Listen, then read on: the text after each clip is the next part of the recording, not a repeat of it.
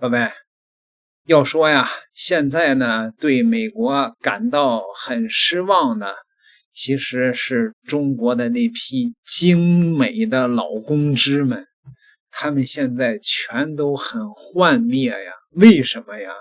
好家伙，美国民主灯塔的总统操纵美国股市，给自己家赚大钱，美国民主灯塔把权力关进笼子里，三权分立，怎么就管不了他呢？是吧？你看川普想起一出是一出让美国的股市成了猴市，堂堂第一强国，政策反复无常，表态一如闹剧。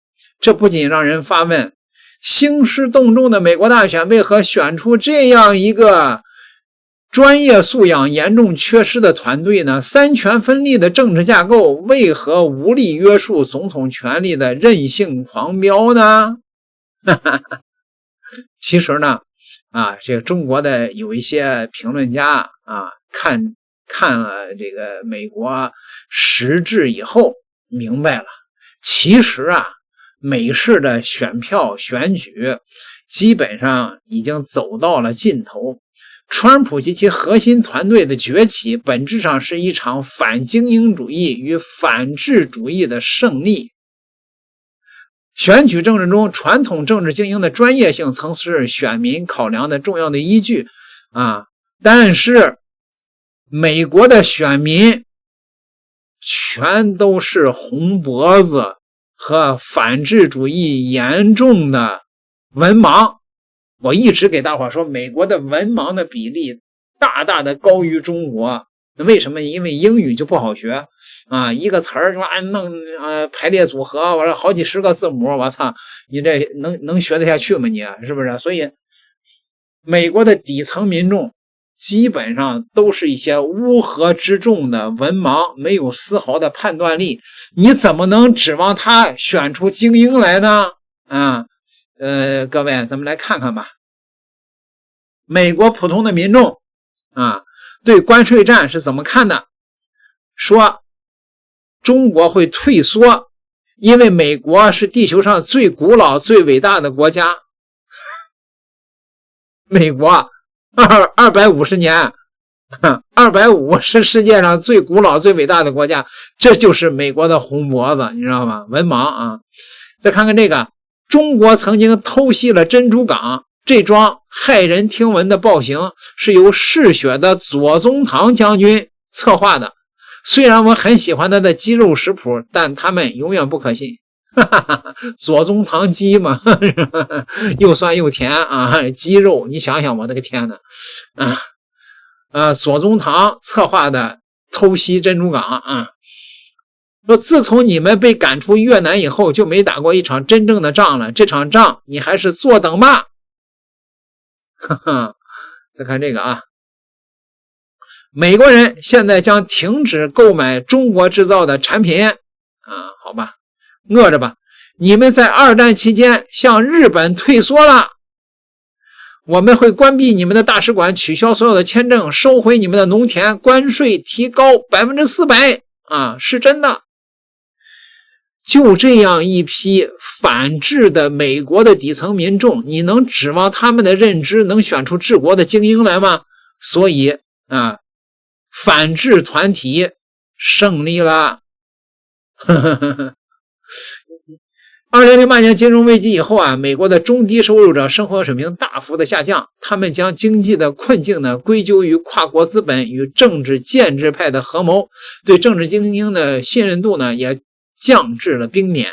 这个时候呢，川普呢应运推出了一系列的 MAGA 框架的反精英、反全球化的口号，成功的将复杂的经济结构转型问题简化为民粹主义与保护主义的叙事，而他本人政治素人的身份以及非专业的人事安排，反而被视为打破固有的精英官僚僵局的积极信号，吸引了大量的拥趸身份认同大于执政能力的这个逻辑已经深刻影响了美国的选举政治生态。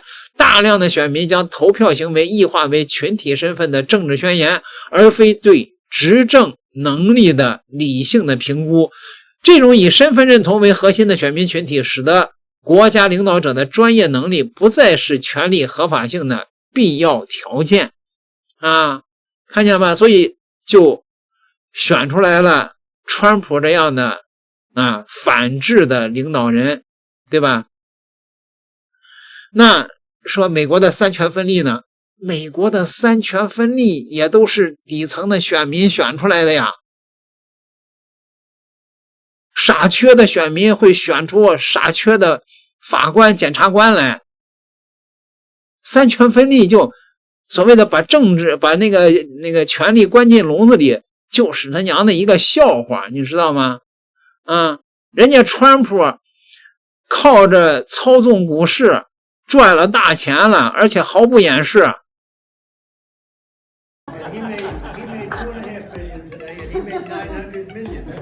I'm writing to the White House to demand who knew in advance that the president was going to once again flip-flop on tariffs, and are people cashing in? There is just all too much opportunity for people in the White House and the administration to be insider trading, and you can't put it past them for a minute. 哪儿来的道德底线啊？对吧？你跟流氓谈道德底线，那你真是没有底线了。